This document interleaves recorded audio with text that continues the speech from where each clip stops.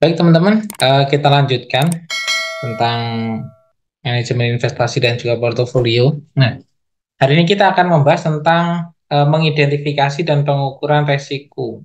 Nah, jadi penting sekali ketika kita pengen melakukan investasi, pengen melakukan apapun sebenarnya. Jadi kita perlu melihat dulu ya kemungkinan adanya resiko yang akan terjadi atau sesuatu yang mungkin akan terjadi.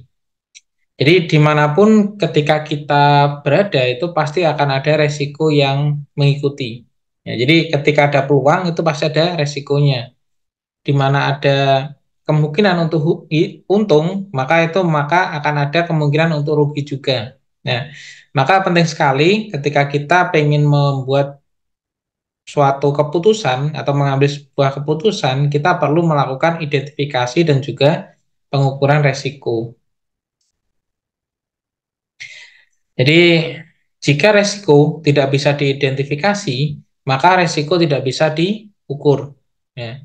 Jika resiko tidak bisa diukur, maka manajemen tidak bisa mengelola resiko dengan baik. Nah, jadi teman-teman sekalian, yang namanya segala sesuatu itu pasti bisa dibukukan, pasti akan bisa ditulis, meskipun itu adalah sebuah apa namanya rasa, itu pasti bisa dideskripsikan. Maka penting sekali ketika kita ingin melakukan sesuatu, kita lihat dulu. Nah, kemungkinan adanya resiko yang mungkin akan terjadi. Nah, maka penting sekali ketika kita harus mengidentifikasi segala hal yang akan mungkin terjadi. Ya. Jadi, identifikasi resiko, ya, secara umum langkah-langkah dalam identifikasi dan pengukuran resiko adalah yang pertama, mengidentifikasi resiko dan mempelajari karakteristik resiko tersebut. Ya.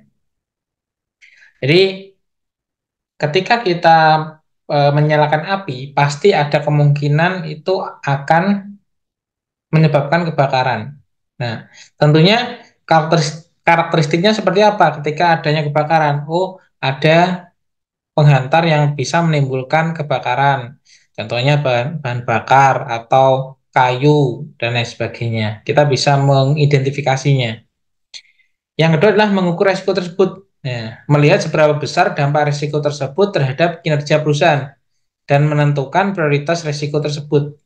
Nah, jadi ketika kita pengen menyalakan api, tentunya kita tahu nih, oh kemungkinan risikonya nanti akan adanya kebakaran. Tetapi ketika bisa diminimalisir, oh ya ternyata kita butuh untuk membuat kopi, contohnya seperti itu. Maka kita bisa melihat, oh seberapa besar api yang harus dibuat, ya, seberapa butuh kita menggunakan api tersebut dan lain sebagainya. Maka ya itu tadi segala hal akan mengakibatkan resiko.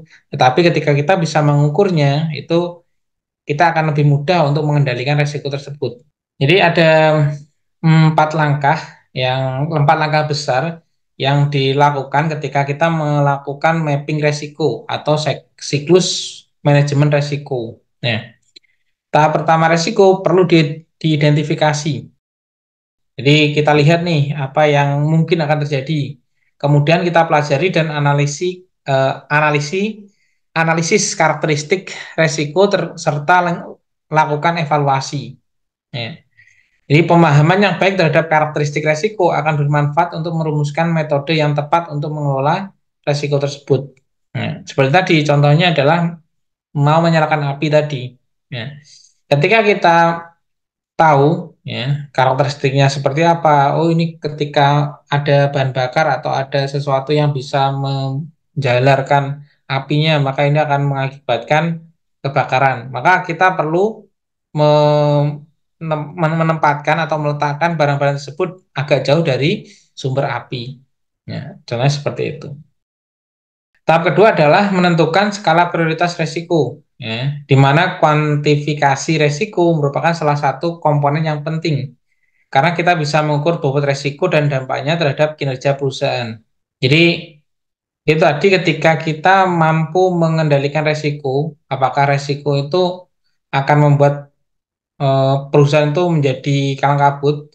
Jadi, yang namanya manajemen investasi itu kan tidak hanya perorangan ya, tetapi juga perusahaan. Nah, ini kita bicara tentang perusahaan, maka ketika kita mengeluarkan investasi, maka kita mengukur nih, apakah uang yang dikeluarkan oleh perusahaan untuk melakukan investasi itu resikonya itu sebanding dengan apa yang akan didapatkan atau akan membuat perusahaan menjadi kolaps. Nah, itu pun bisa dilihat ketika kita tahu resikonya seperti apa.